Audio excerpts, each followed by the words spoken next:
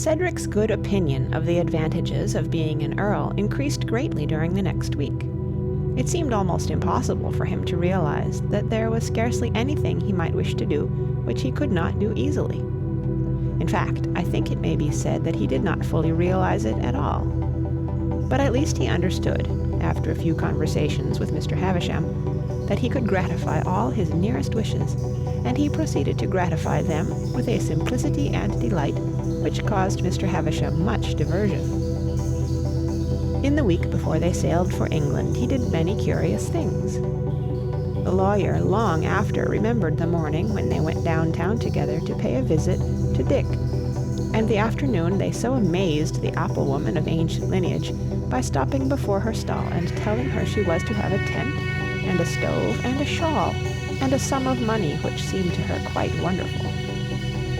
"For I have to go to England and be a lord," explained Cedric sweet-temperedly, "and I shouldn't like to have your bones on my mind every time it rained. My own bones never hurt, so I think I don't know how painful a person's bones can be, but I've sympathized with you a great deal, and I hope you'll be better." "She's a very good apple-woman," he said to Mr. Havisham, as they walked away, leaving the proprietress of the stall almost gasping for breath, and not at all believing in her great fortune. "Once, when I fell down and cut my knee, she gave me an apple for nothing. I've always remembered her for it. You know you always remember people who are kind to you." It had never occurred to his honest, simple little mind that there were people who could forget kindnesses. The interview with Dick was quite exciting.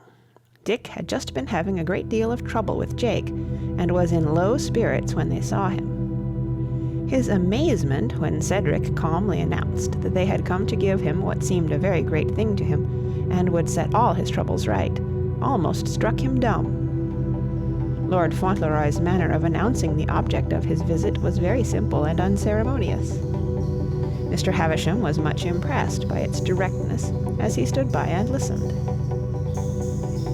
The statement that his old friend had become a lord, and was in danger of being an earl if he lived long enough, caused Dick to so open his eyes and mouth and start that his cap fell off. When he picked it up, he uttered a rather singular exclamation. Mr. Havisham thought it singular, but Cedric had heard it before. "I say," he said, "what are you giving us?" This plainly embarrassed his lordship a little, but he bore himself bravely.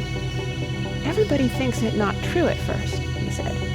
"Mr. Hobbs thought I'd had a sunstroke.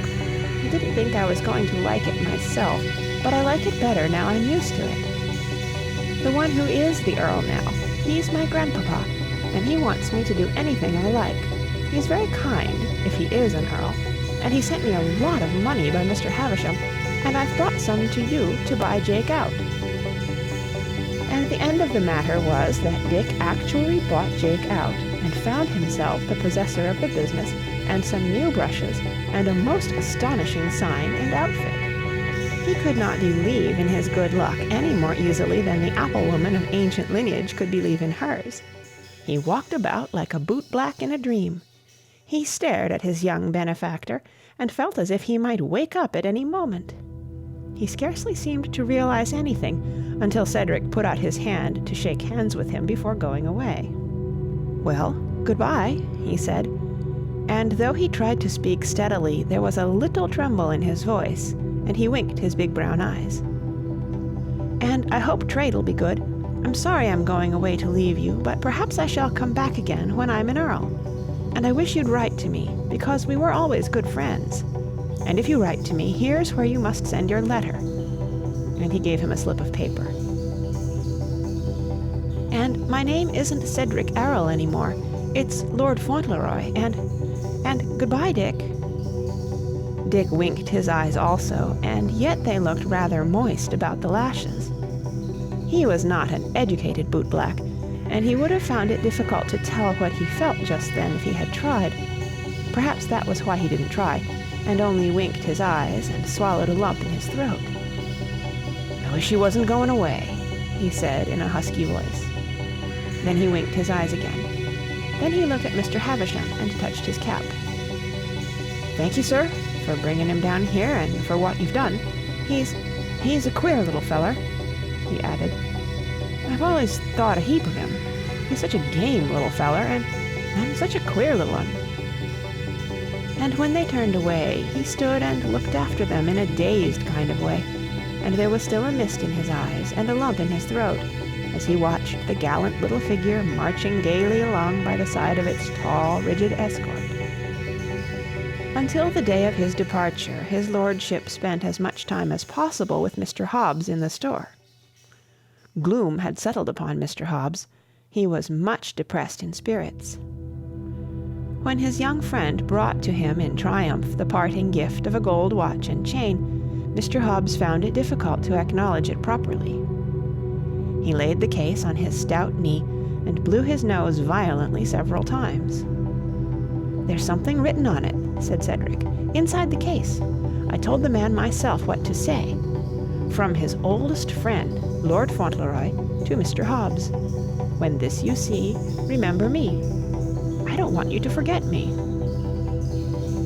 Mr. Hobbs blew his nose very loudly again. "I shan't forget you," he said, speaking a trifle huskily, as Dick had spoken. "Nor don't you go and forget me when you get among the British aristocracy." "I shouldn't forget you, whoever I was among," answered his lordship. "I've spent my happiest hours with you, at least some of my happiest hours. I hope you'll come to see me sometime. I'm sure my grandpapa would be very much pleased. Perhaps he'll write and ask you when I tell him about you. You wouldn't mind his being an earl, would you? I mean, you wouldn't stay away just because he was one, if he invited you to come?" "I'd come to see you," replied Mr. Hobbs graciously.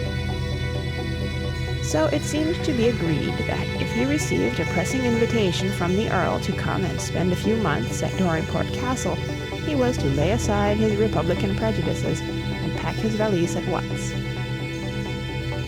At last all the preparations were complete. The day came when the trunks were taken to the steamer, and the hour arrived when the carriage stood at the door. Then a curious feeling of loneliness came upon the little boy. His mamma had been shut up in her room for some time. When she came down the stairs, her eyes looked large and wet, and her sweet mouth was trembling. Cedric went to her, and she bent down to him, and he put his arms around her, and they kissed each other. He knew something made them both sorry, though he scarcely knew what it was, but one tender little thought rose to his lips.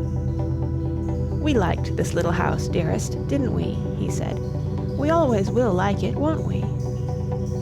"Yes, yes," she answered in a low, sweet voice. "Yes, darling." And then they went into the carriage, and Cedric sat very close to her, and as she looked back out of the window, he looked at her and stroked her hand and held it close. And then, it seemed almost directly, they were on the steamer in the midst of the wildest bustle and confusion. Carriages were driving down and leaving passengers. Passengers were getting into a state of excitement about baggage which had not arrived and threatened to be too late. Big trunks and cases were being bumped down and dragged about. Sailors were uncoiling ropes and hurrying to and fro. Officers were giving orders. Ladies and gentlemen and children and nurses were coming on board. Some were laughing and looked gay. Some were silent and sad. Here and there 2 or 3 were crying and touching their eyes with their handkerchiefs. Cedric found something to interest him on every side. He looked at the piles of rope, at the furled sails, at the tall, tall masts, which seemed almost to touch the hot blue sky. He began to make plans for conversing with the sailors and gaining some information on the subject of pirates. It was just at the very last, when he was standing leaning on the railing of the upper deck and watching the final preparations, enjoying the excitement and the shouts of the sailors and wharfmen, that his attention was called to a slight bustle in one of the groups not far from him. Someone was hurriedly forcing his way through this group and coming toward him. It was a boy with something red in his hand. It was Dick. He came up to Cedric, quite breathless. "I've run all the way," he said. "I've come down to see you off. Trade's been prime. I bought this for you out of what I made yesterday. You can wear it when you get among the swells. I lost the paper when I was trying to get through them fellers downstairs. They didn't want to let me up. It's a handkercher." He poured it all forth as if in one sentence. A bell rang, and he made a leap away before Cedric had time to speak. "Goodbye," he panted. "Wear it when you get among the swells." And he darted off and was gone. A few seconds later they saw him struggle through the crowd on the lower deck and rush on shore just before the gangplank was drawn in. He stood on the wharf and waved his cap. Cedric held the handkerchief in his hand. It was of bright red silk, ornamented with purple horseshoes and horses' heads. There was a great straining and creaking and confusion. The people on the wharf began to shout to their friends, and the people on the steamer shouted back.